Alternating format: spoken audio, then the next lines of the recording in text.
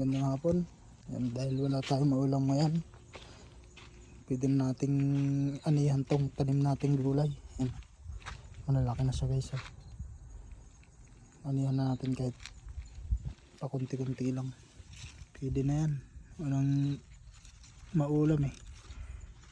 Tapos pitasin lang natin sa mga dahon niya. Yung mga dahon niya para meron tayong panghalo sa sinabawang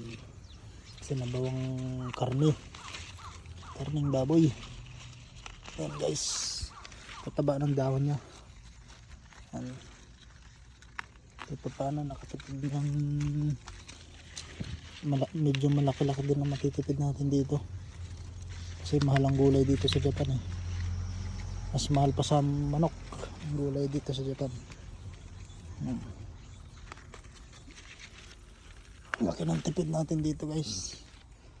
Kaya sa mga malalawak ang bakuran sa mga bahay nila, pwede kayo magtanim-tanim ng ganitong mga gulay para makatipid kayo.